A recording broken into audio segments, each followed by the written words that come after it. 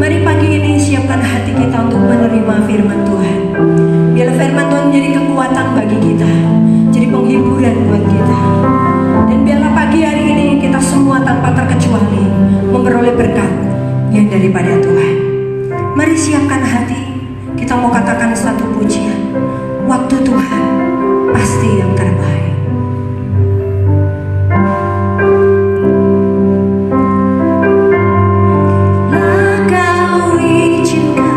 Sesuatu terjadi, ku percaya semua untuk kebaikanku. Bila nanti telah tiba waktu, ku percaya kuasa memulihkan hidupku.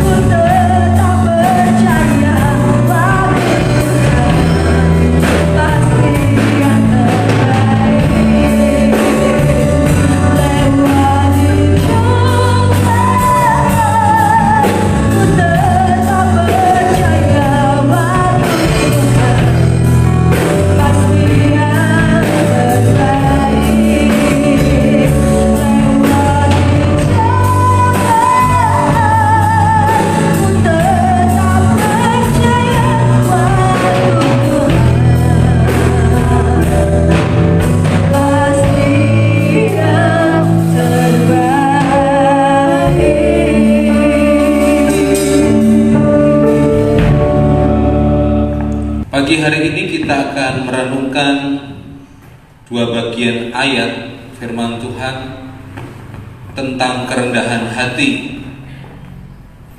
Kalau saudara menyimak firman Allah minggu yang lalu, kerendahan hati atau humbleness merupakan syarat untuk rohani yang bertumbuh.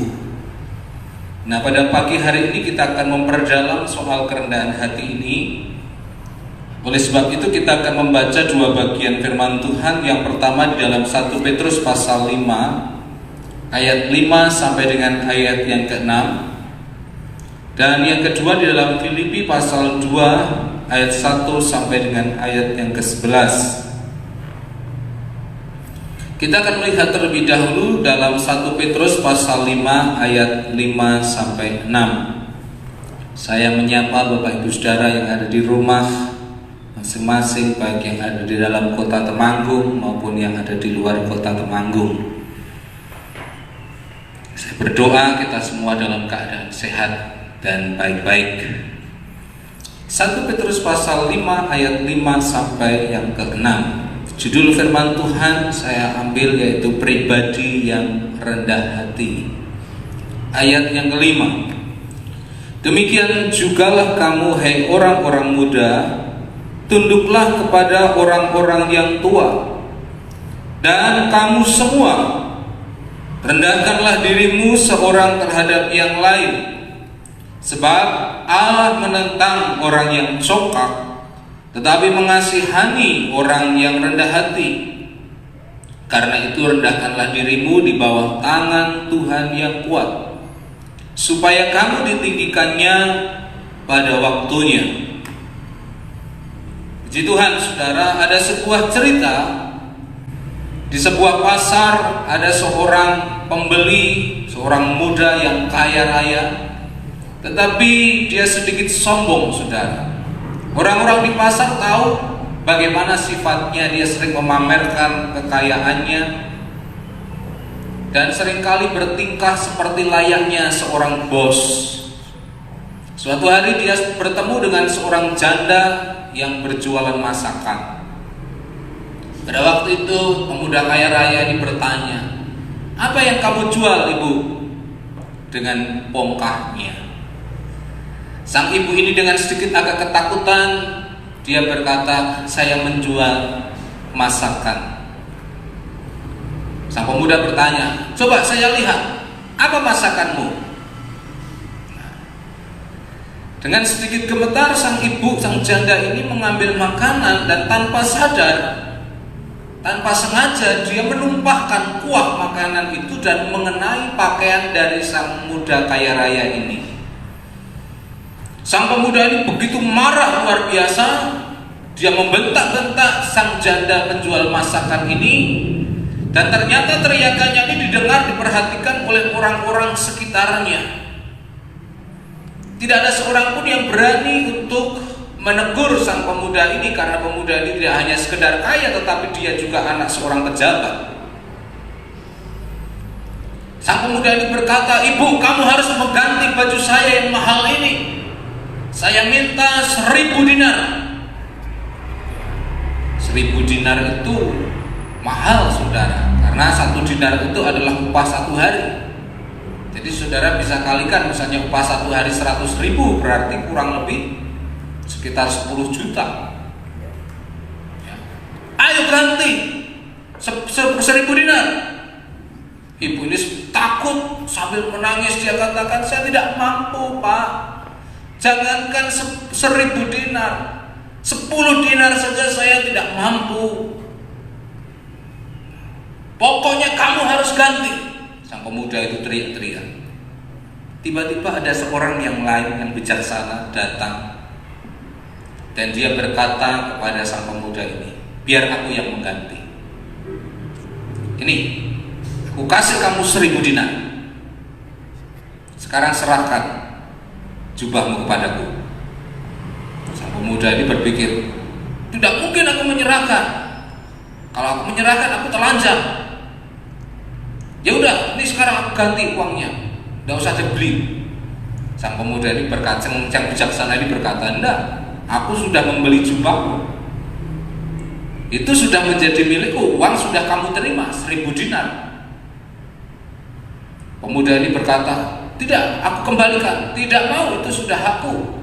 Kalau kamu mau beli jubahmu ini, beli 2.000 dinar." Nah, daripada malu telanjang, akhirnya sang pemuda ini memberi uang 2.000 dinar untuk membeli jubahnya itu. Nah, akhirnya sang bijaksana ini memberikan uang 2.000 dinar itu kepada janda penjual masakan. Semua orang-orang di pasar tepuk tangan sambil meriuhkan suara ejekan-ejekan kepada pemuda yang sombong itu, saudara. Dari cerita ini kita belajar bahwa orang yang sombong, orang yang tinggi hati akan direndahkan. Sebaliknya orang yang rendah hati akan ditinggikan. Saudara, kalau kita mau bicara soal kesombongan, ada 3 tingkatan kesombongan. Tingkat yang paling dasar itu sombong karena materi atau fisik. Mungkin punya banyak kekayaan yang bisa dibanggakan, mungkin cantik, tampan. Itu sombong secara materi, sombong yang kelihatan paling bawah. Tingkatan sombong yang berikutnya, tingkatan sombong yang kedua adalah sombong karena kepandaian atau kecerdasan. Ya. Sombong karena kepandaian atau kecerdasan, kepintaran.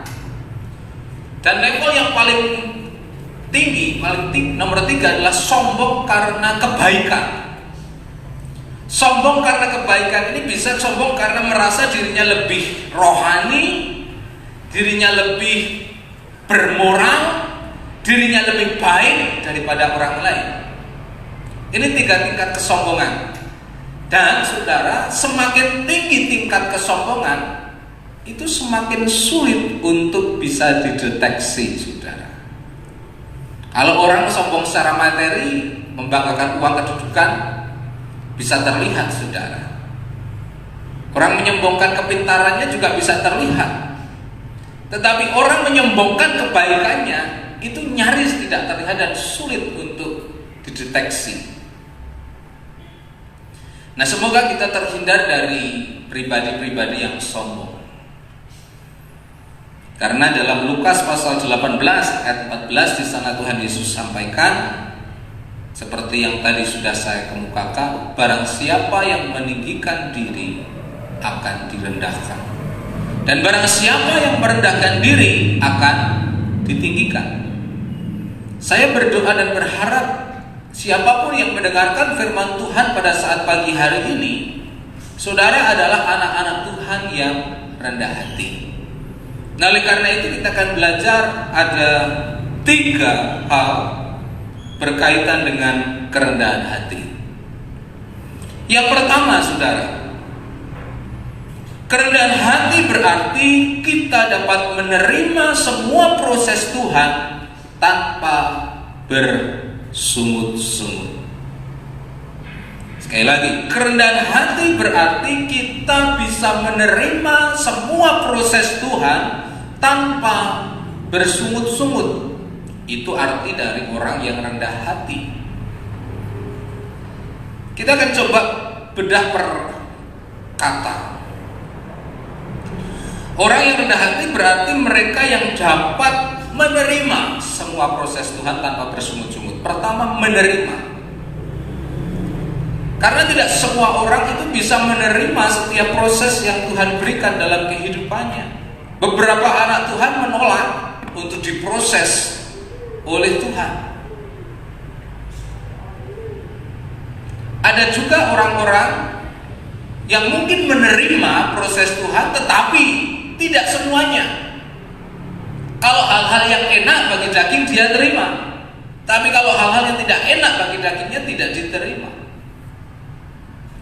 Jadi kita melihat bahwa memang ada golongan orang-orang yang menerima proses Tuhan, tapi ada golongan yang tidak menerima, tidak mau menerima. Mereka bisa murtad, meninggalkan Tuhan dan lain sebagainya. Nah, dari golongan yang mau menerima proses dari Tuhan ini, tidak semuanya bisa 100%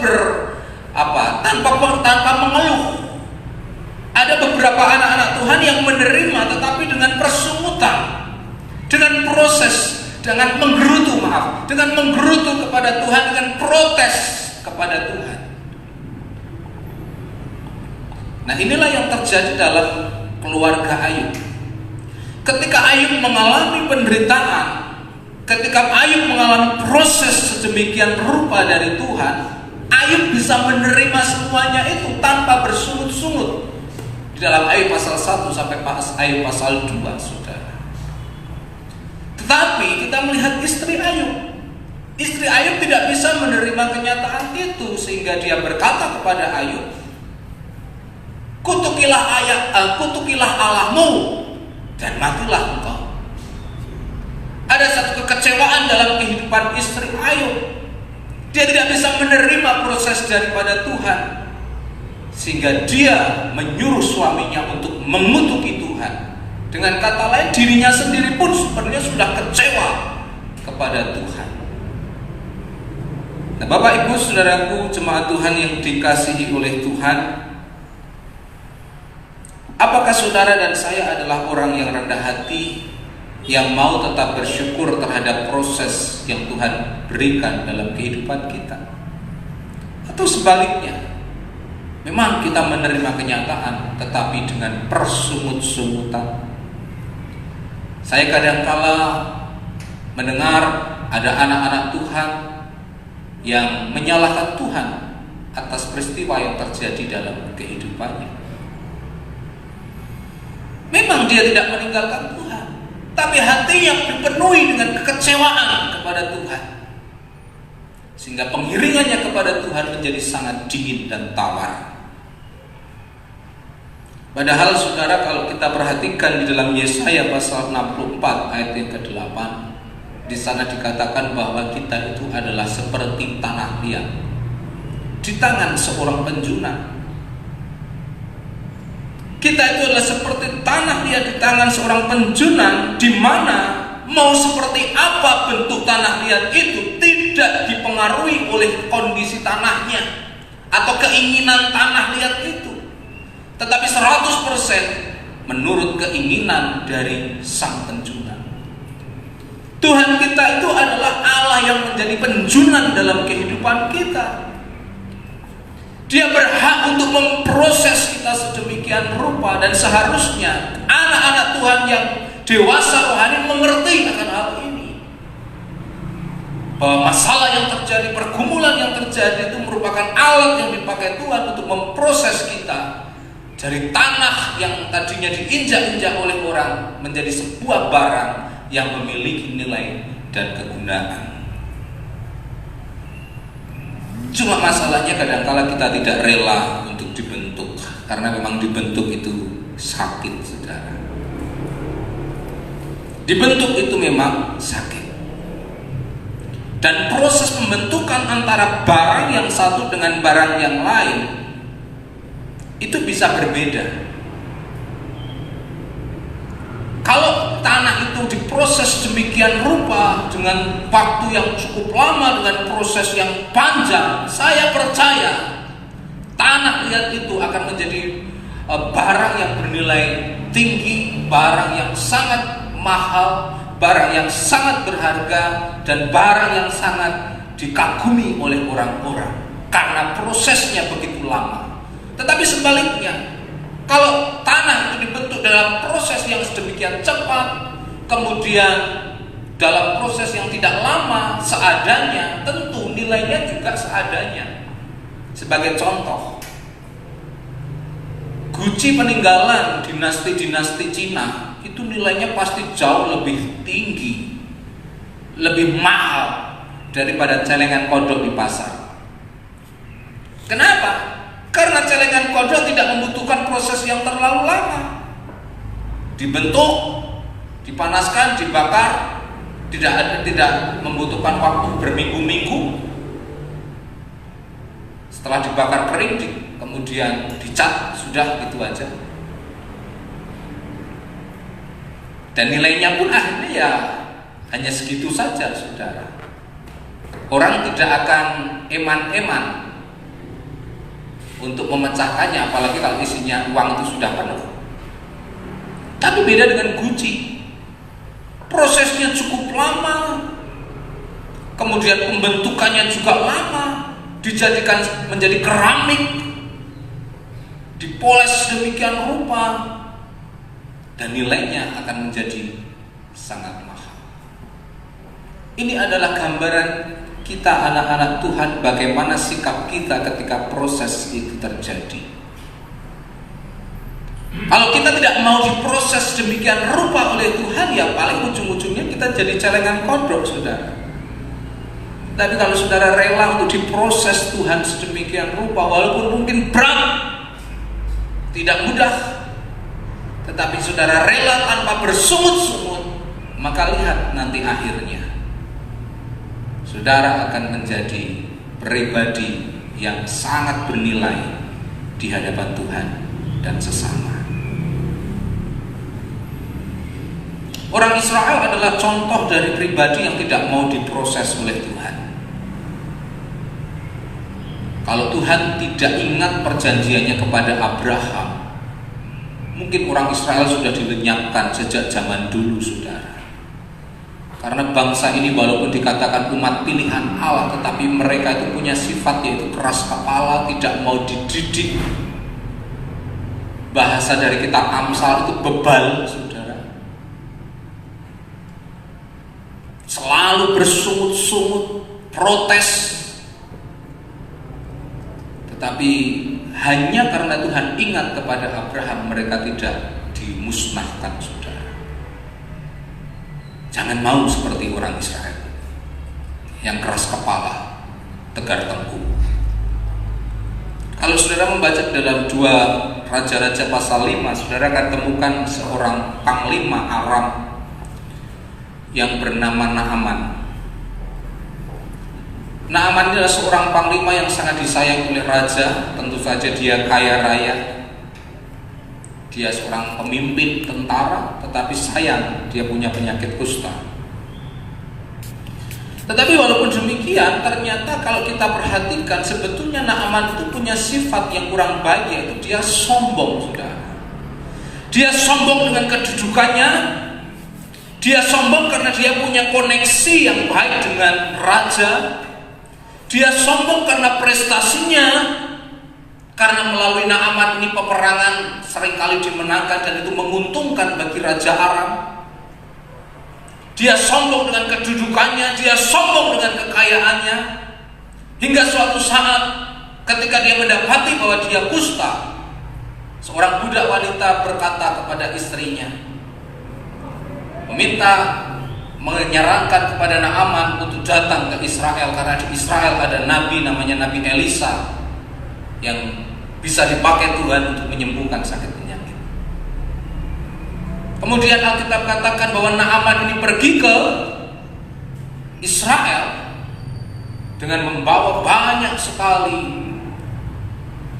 kekayaannya. Dalam pikirannya dia berpikir Elisa ini akan, dalam tanda kutip, disuap dengan berbagai macam pemberian-pemberian. Dia berpikir bahwa dengan uang dia bisa menyelesaikan semuanya. Tetapi kalau nanti saudara perhatikan, Elisa tidak mau menerima satupun pemberian dari Naaman. Naaman mencoba dengan kekayaannya untuk menyogok Elisa. Nah, kita perhatikan ketika Elisa sudah sampai ke Israel, ternyata ketika Naaman sudah sampai ke Israel, ternyata Elisa tidak mau menemui Naaman. Elisa menyuruh hambanya yang bernama Gehazi untuk menemuinya. Wah, Naaman merasa harga dirinya direndahkan.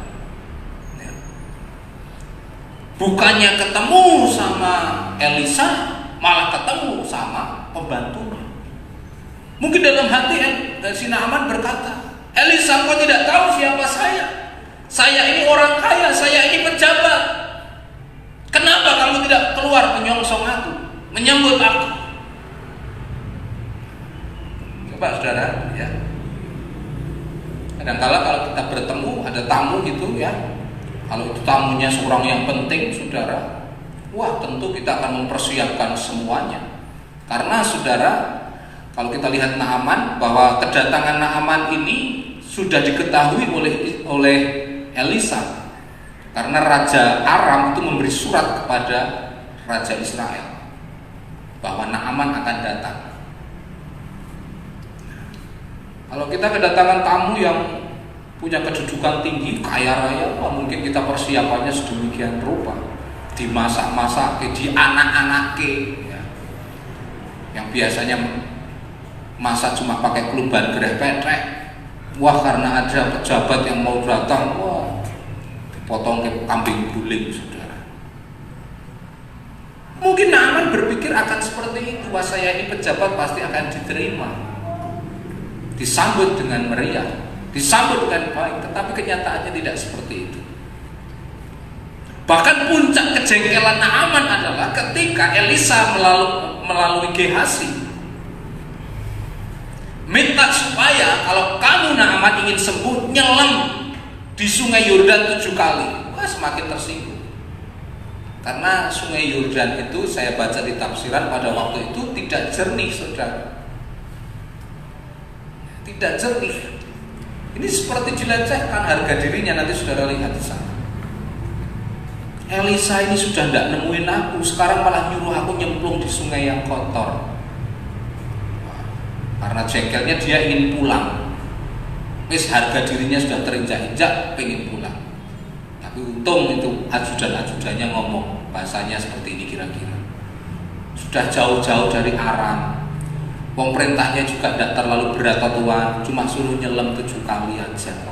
Akhirnya karena bujukan dari ajudan-ajudannya, Naaman mau menyelam 7 kali di sungai Yordan. Dan Alkitab akhirnya katakan Naaman dalam selaman yang ketujuh itu dia sembuh.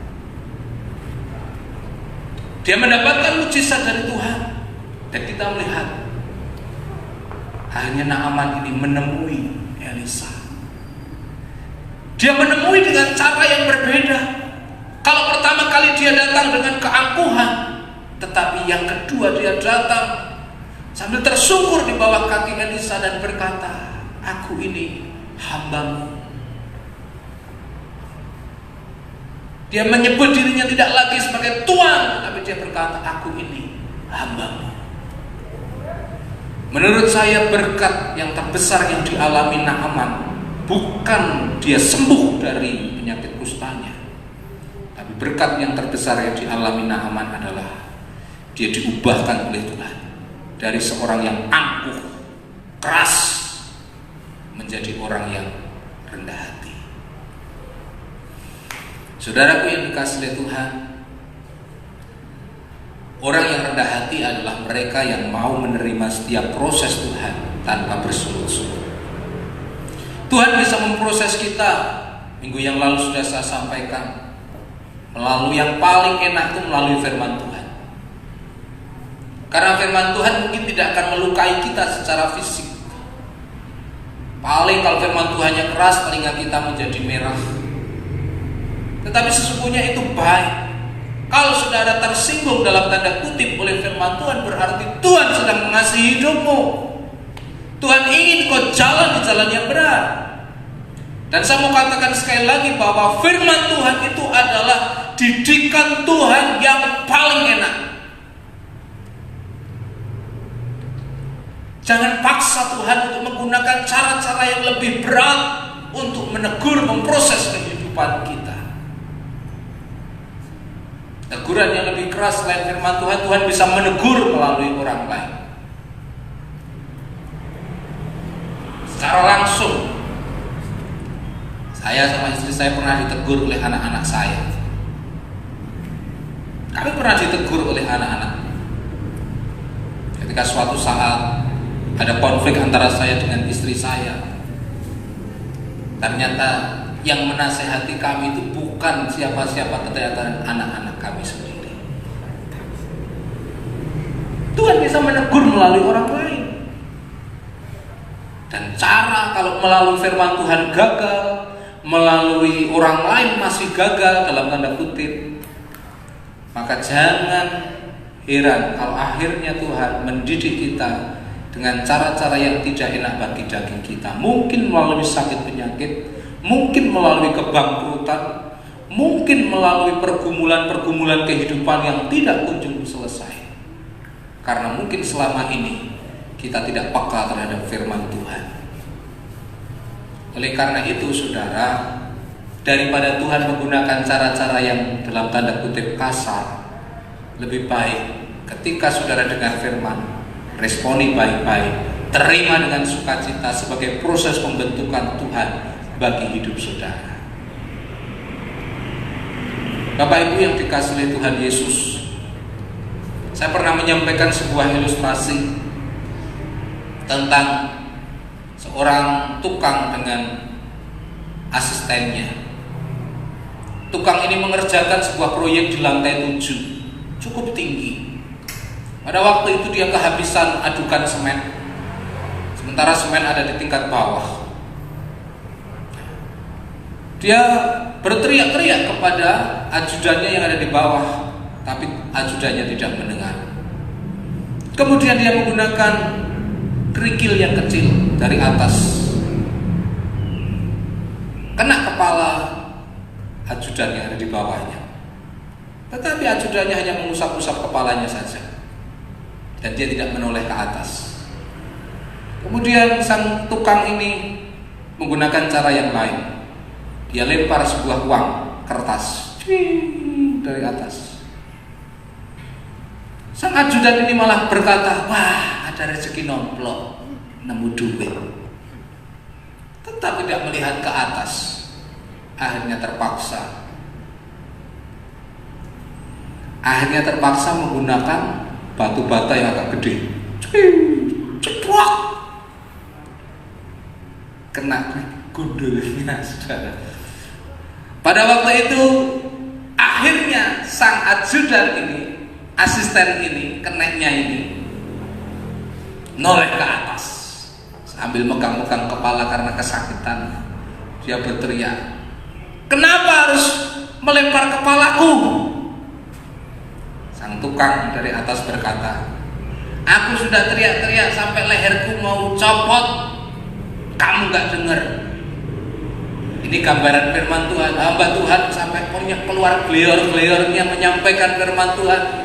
Tapi ada anak-anak Tuhan yang hanya mendengar telinga kanan, keluar telinga kiri. Bahkan ada yang kebumpetan, sama sekali tidak bisa masuk. Akhirnya menggunakan cara yang sedikit kasar, pakai kerikil. Ya masih tidak boleh aja. Karena ada anak Tuhan yang berkata, masalah cilik baik kok, masalah kecil bisa diatasi kecil. Aku sudah lempar dengan uang, kamu tetap tidak noleh. Mungkin Tuhan memberkati kita, malah membuat kita malah semakin lupa Tuhan. Akhirnya menggunakan batu yang besar supaya kita noleh ke atas. Nah, inilah gambaran. Kadang-kala kita tidak mau menerima proses Tuhan. Padahal kalau kita tahu bahwa tujuan proses Tuhan itu kan baik, untuk kebaikan kita. Bukankah seringkali kita katakan kita ingin seperti Tuhan Yesus? Nah, kalau saudara ingin seperti Tuhan Yesus, maka saudara harus mau diproses. Ya. Dan kita harus mau dibentuk oleh Tuhan supaya pada akhirnya kehidupan saudara bisa menjadi kebanggaan, kesukaan Tuhan, bahkan bisa dinikmati oleh orang lain. Adakah di antara saudara yang pergi ke pasar kemudian saudara terpikat dengan celengan kodok sampai berjam-jam? Tidak ada. Paling saudaranya sekilas melihat kemudian membeli, udah 10.000 dapat atau 20.000. Tapi kalau saudara melihat Gucci yang dipamerkan di sebuah pameran, saudara bisa berjam-jam melihat, mengamati, apalagi yang penggemar seni saudara. Itu gambaran kalau kita mau diproses oleh Tuhan, suatu saat nanti kehidupan kita itu menjadi menarik. Tidak hanya menarik hatinya Tuhan, tetapi menarik orang-orang kepada diri kita. Itulah tujuan Tuhan. Dan ingatlah bahwa suatu saat nanti Tuhan ingin kita tidak hanya sekedar masuk surga, tetapi Tuhan ingin suatu saat nanti kita akan memerintah bersama dengan Tuhan. Oleh karena itu, bagi Tuhan sangat penting untuk memproses orang-orang seperti apa yang akan dipilihnya untuk memerintah bersama dengan Dia. Nah, oleh karena itu 70 tahun, 80 tahun umur kita di dunia ini merupakan kesempatan bagi kita untuk mempersilahkan Tuhan memproses kehidupan kita sehingga kita dianggap layak oleh Tuhan, tidak hanya sekedar masuk surga, tetapi memerintah bersama dengan Tuhan. Kita masuk dalam daftar orang-orang yang berkualitas di hadapan Tuhan karena kita mau menerima setiap proses dan didikan yang Tuhan berikan dalam kehidupan kita. Jadi inilah orang yang rendah hati. Yang pertama, orang yang rendah hati adalah mereka yang mau menerima setiap proses Tuhan tanpa bersungut-sungut. Yang kedua, orang yang rendah hati berarti tidak menjadi sombong ketika diangkat Allah, karena semua adalah anugerah Tuhan semata. Orang yang rendah hati itu tidak akan menjadi sombong ketika hidupnya berhasil, ketika keluarganya harmonis, ketika usahanya lancar, ketika badannya sehat-sehat saja, ketika apa yang dilakukannya berhasil, dia tidak menjadi sombong karena dia menyadari bahwa semuanya ini adalah anugerah Tuhan semata. Saudara, memang Tuhan berjanji dalam 1 Petrus 5 ayat yang ke-6 tadi, katakan, karena itu rendahkanlah dirimu di bawah tangan Tuhan yang kuat, supaya kamu ditinggikannya pada waktunya. Ini adalah janji Tuhan. Orang yang rendah hati mereka akan ditinggikan Tuhan pada waktunya. Bahkan Tuhan Yesus pernah katakan bahwa orang yang lemah lembut atau rendah hati itu akan mewarisi bumi, memiliki bumi, saudara. dalam khotbah ucapan bahagia. Itu adalah janji-janji Tuhan. Dengan kata lain, orang yang rendah hati suatu saat nanti akan dipromosikan oleh Tuhan, akan diangkat oleh Tuhan. Itu janji Tuhan. Tetapi orang yang benar-benar rendah hati, mereka menyadari bahwa semuanya itu bukan karena kekuatannya, bukan karena kehebatannya, tetapi karena anugerah Tuhan semata. Tahukah saudara bahwa di balik keberhasilan kita ada orang-orang lain yang turut mengambil bagian di dalamnya? Dan tahukah saudara bahwa di balik semuanya itu ada tangan Tuhan yang ikut campur dalam kehidupan kita? Tidak ada kesuksesan yang diraih seorang diri, pasti melibatkan orang lain di dalamnya, dan tentu keterlibatan Tuhan. Oleh karena itu jangan pernah merasa bahwa keberhasilan kita karena kehebatan kita semata. Kalau kita melihat di Alkitab, suatu saat Raja Hizkia pernah ditegur oleh Yesaya. Ketika pada waktu itu dia dikunjungi oleh banyak tamu, dan Raja Hizkia ini memamerkan seluruh harta kekayaannya dengan tujuan kesombongan, harga diri. Pada waktu itu akhirnya Yesaya berkata kepada Hizkia, apa yang kamu sudah tunjukkan kepada orang-orang itu? Hizkia dengan sombongnya berkata, semuanya aku tunjukkan kepada mereka. Kehebatanku, keberhasilanku. Dengan kesombongan Hizkia menyampaikan seperti itu. Dan akhirnya Nabi Yesaya berkata, apa yang kau miliki ini suatu saat akan dibawa ke Babel. Tidak ada satupun yang akan tertinggal, tersisa lagi di sini. Bahkan keturunanmu pun akan diangkut ke sana, menjadi orang-orang buangan, menjadi budak sida-sida di Babel. Dan Alkitab tergenapi. Pada akhirnya orang Israel, orang Yehuda dibuang ke Babylon, dan seluruh kebanggaan yang dimiliki oleh Hizkia lenyap. Tuhan merendahkan orang-orang yang tinggi hati. Nebukadnezar dalam Daniel pasal 4 juga pernah mengalami hal yang sama. Dia begitu sombongnya terhadap setiap keberhasilan yang dia dapatkan, sampai akhirnya Tuhan menghukum Nebukadnezar. Dia diubah pikirannya oleh Tuhan sehingga dia seperti merasa dirinya itu seperti lembu atau sapi. Dia hidup berperilaku seperti sapi. Sampai kapan? Sampai dia mengakui bahwa kehebatan itu bukan dirinya sendiri, tetapi Tuhan Allah Israel. Pada saat dia mau mengakui hal itu, saudara, maka Tuhan pulihkan kehidupannya. Dan kita lihat contoh yang paling nyata, yaitu bagaimana Lucifer itu jatuh. Lucifer itu adalah ciptaan Tuhan yang mulia. Dia diciptakan lebih tinggi dari malaikat.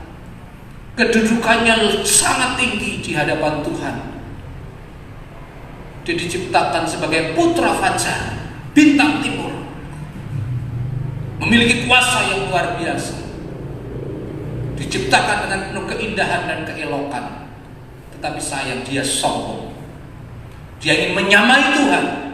Dan pada akhirnya Tuhan kutuk Lucifer, terlempar ke bumi menjadi iblis.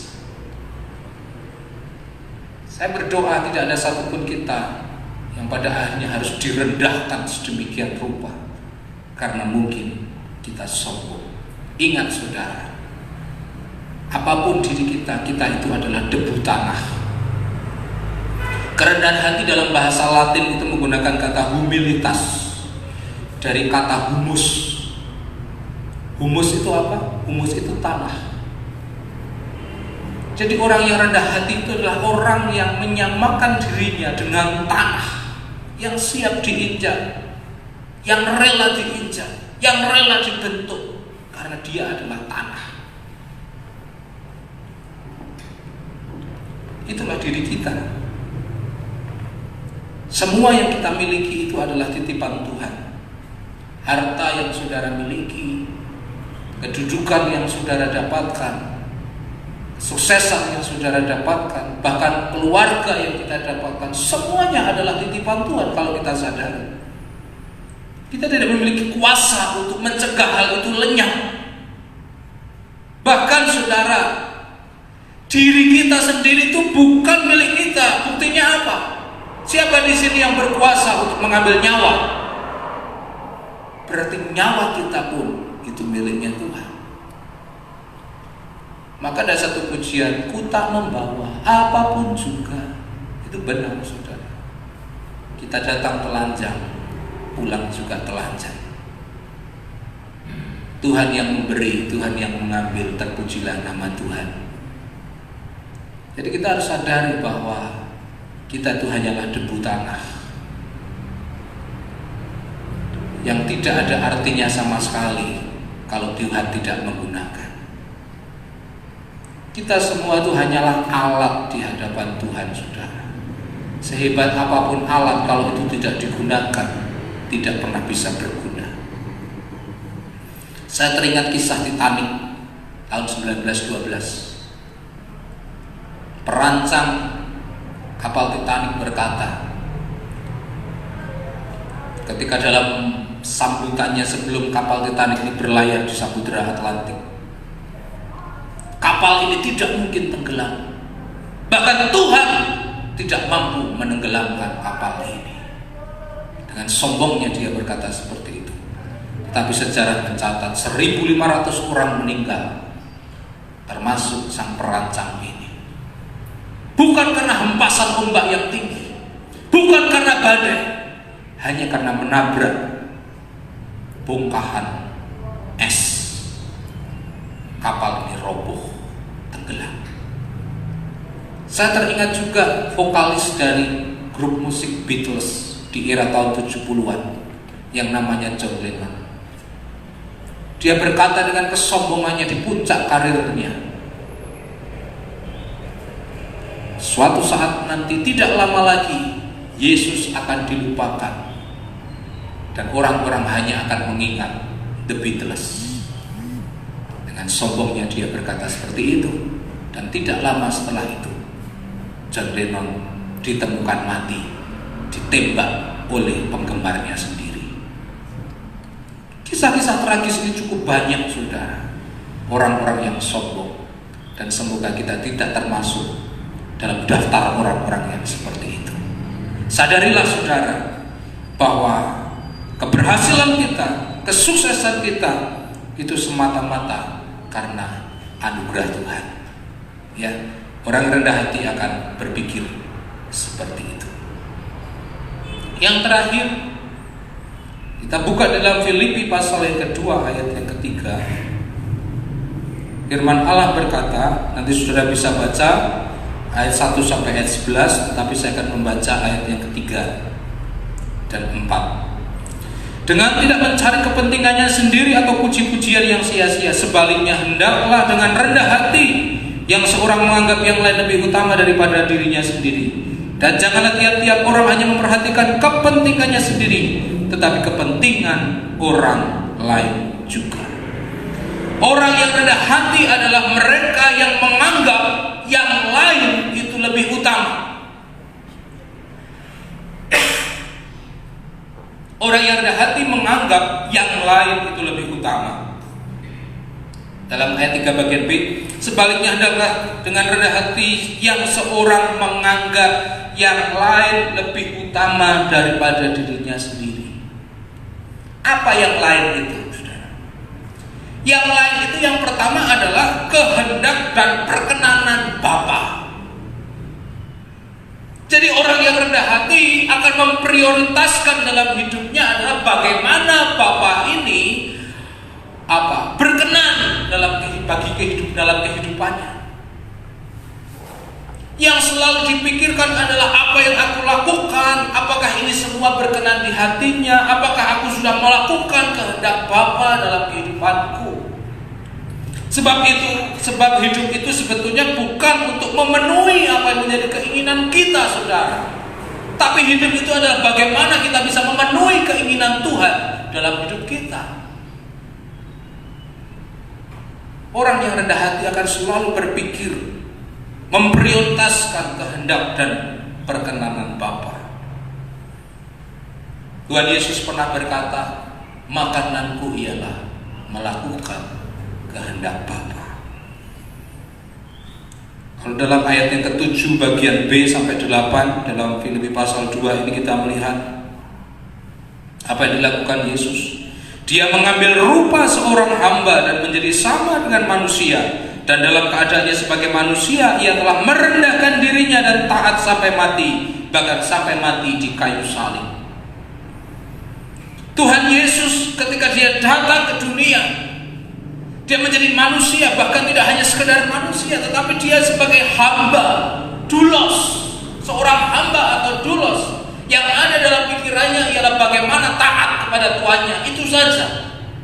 Bagaimana berkenan di hati tuannya, itu pikiran seorang doulos, seorang budak, seorang hamba. Dan itu ada dalam pribadi Tuhan Yesus. Maka tadi saya katakan Yesus pernah berkata, makananku ialah melakukan kehendak Bapa. Bapak Ibu yang dikasihi Tuhan, orang yang rendah hati, dia akan mengutamakan, memprioritaskan kehendak Bapa dan perkenanan Bapa dalam kehidupannya. Oleh karena itu, kalau saudara berpikir seperti itu, saya berani pastikan saudara pasti akan berhati-hati dalam menjalani hidup. Di tengah dunia dengan sistemnya yang melegalkan bermacam-macam cara, maka orang yang fokusnya perkenanan Bapa tidak akan hidup seperti orang dunia hidup. Dia akan berusaha jangan sampai Bapa di surga dipermalukan karena hidupnya. Tetapi pikirannya adalah bagaimana melalui hidupku ini Bapa dipermuliakan, Bapa berkenan. Itu ciri seorang yang rendah hati. Hal yang lain berikutnya apa selain kehendak dan perkenanan Tuhan, yaitu kepentingan bersama dan kepentingan orang lain.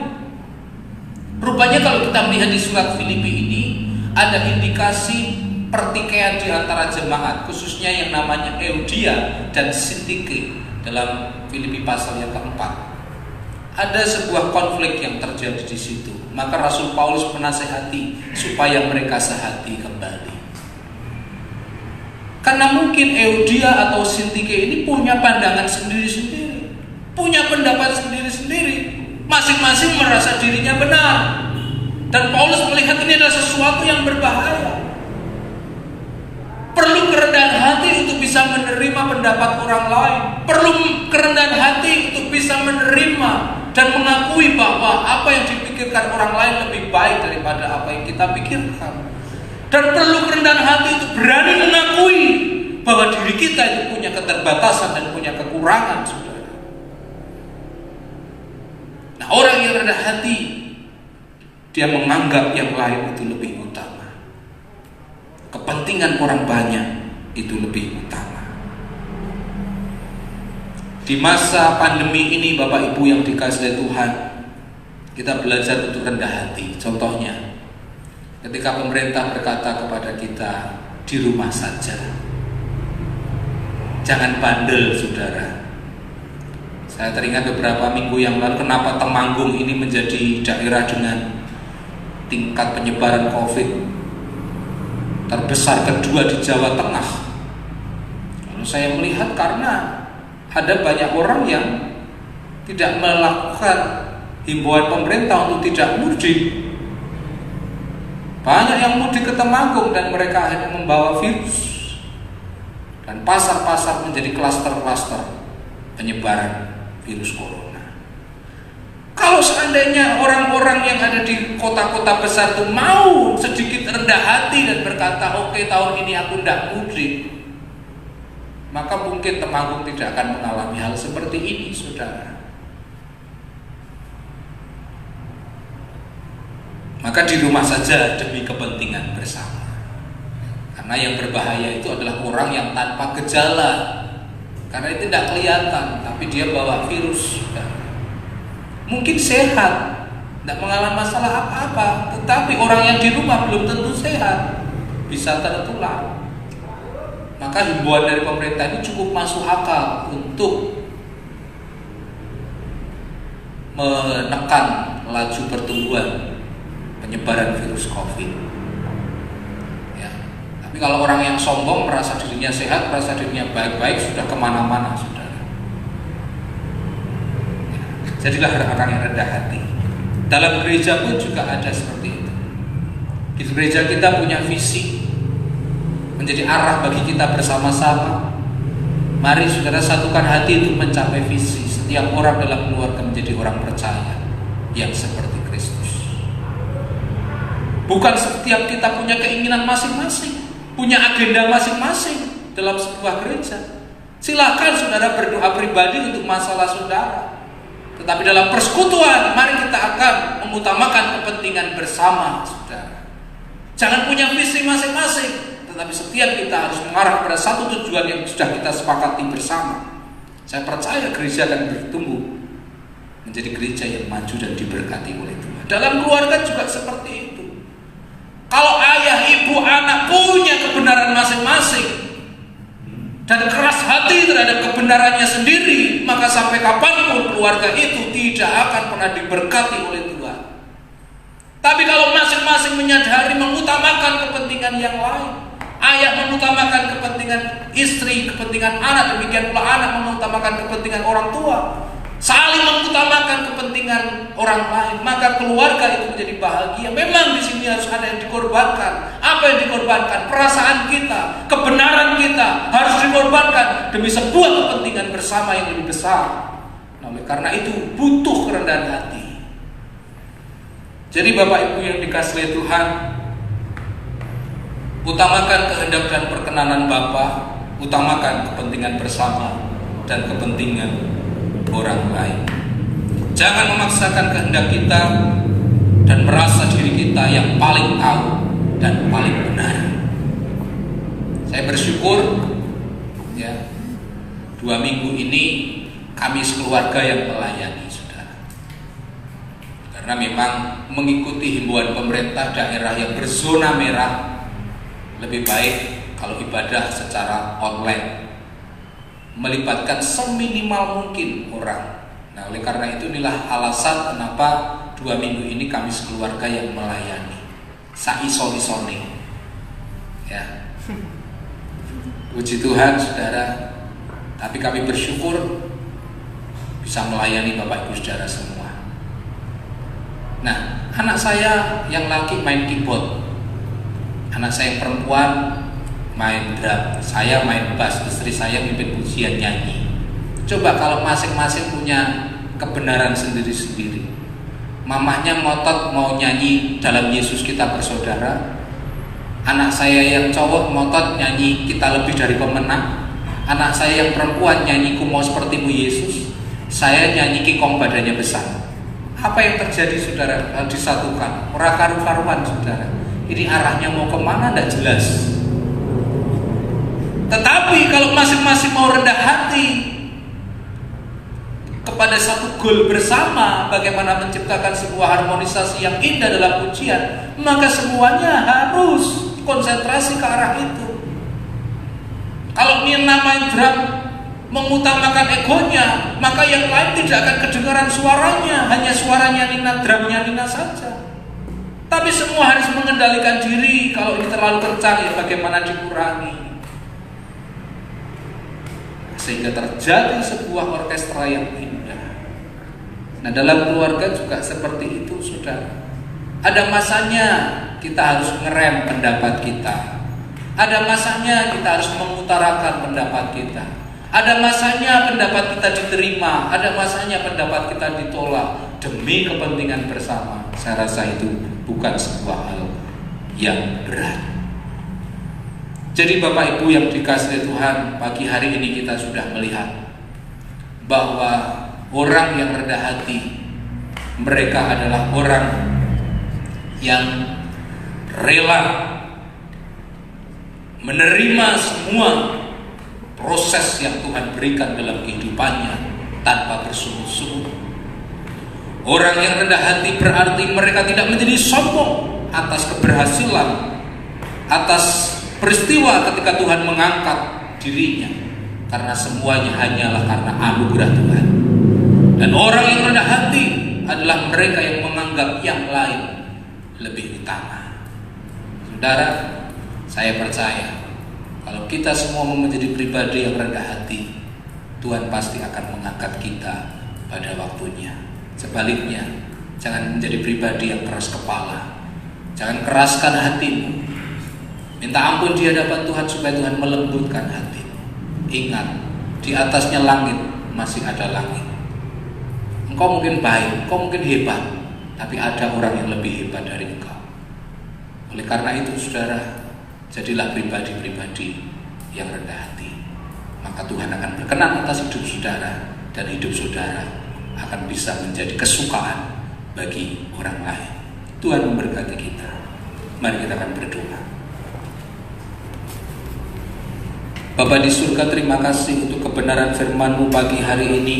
Kami diajar oleh Tuhan untuk menjadi pribadi-pribadi yang rendah hati di hadapan Bapa. Tuhan Yesus, mohon kekuatan daripada-Mu, karena seringkali kami merasa diri kami paling benar, karena kami seringkali merasa diri kami paling berpengalaman, karena kami merasa kadangkala bahwa apa yang kami alami ini, apa yang terjadi dalam kehidupan kami semua karena kehebatan kami. Tuhan, ampuni kami, jadikan kami alat-alat-Mu yang dipakai oleh Tuhan. Kami tidak mau, Tuhan, suatu saat nanti Tuhan tidak mengenal kami karena kami kedapatan sombong, saudara. Tuhan Yesus, tolong kami agar kami boleh menjadi hamba-hamba-Mu yang mau dibentuk dan rela dibentuk oleh Tuhan. Terima kasih Tuhan. Meteraikan, tanamkan firman-Mu dalam kehidupan kami semua. Dalam nama Tuhan Yesus kami berdoa dan mengucap syukur.